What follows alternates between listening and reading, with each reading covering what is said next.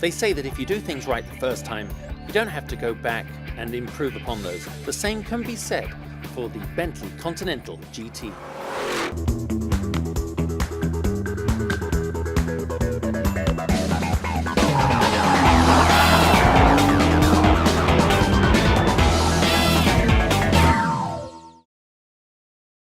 Bentley, the Continental GT. It was a huge success for Bentley. In fact, they sold gajillions of them, and for good reason. It really is a car that sums up the best of this famous marque. It is power, privilege, and of course luxury, but it also stands for performance. Go back 90 years, just think about what that's meant for Bentley. After returning from World War II, W.O. Bentley decided to take his wartime engineering experience into the automotive industry.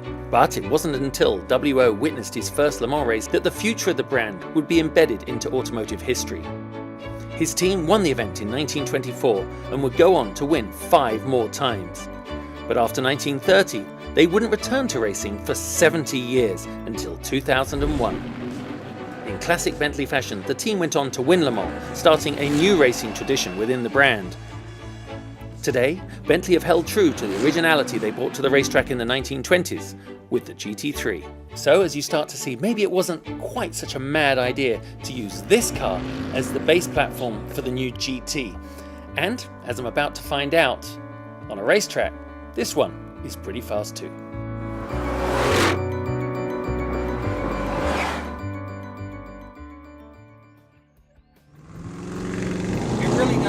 Launch itself up 0 to 60, 4.3 seconds.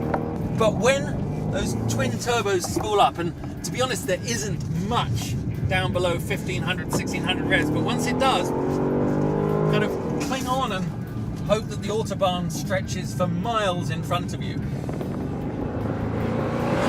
So obviously it's got the meat and veg to satisfy the power lust of anybody, but how does that power get put to the ground?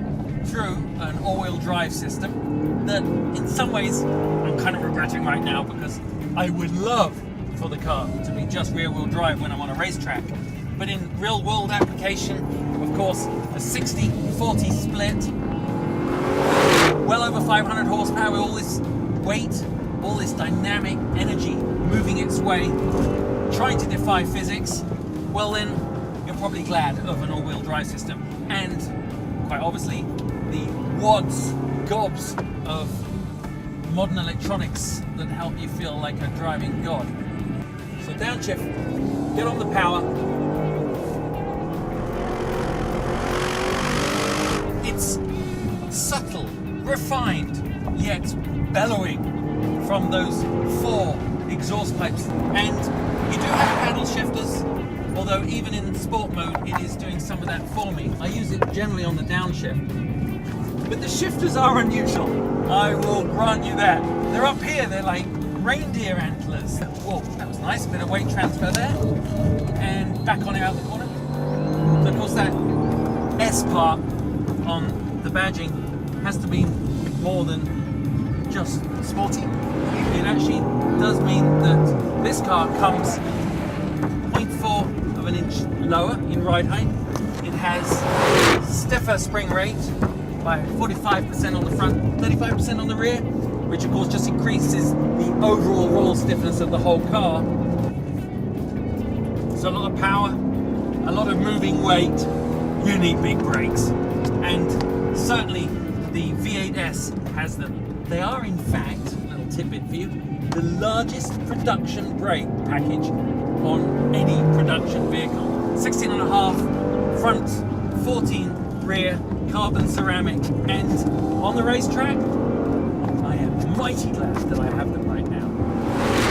Oh, and by the way, a mere $13,000 for that option. Although if you can afford this car, I would definitely recommend putting them on.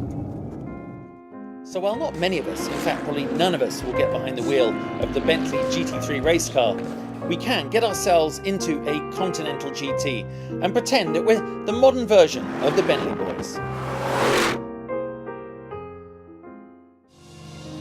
Guess what? They're at it again, but not with a full-blown... Talking about the car, you plastics. It's about the outside, about the hood, the engine, the big wheel.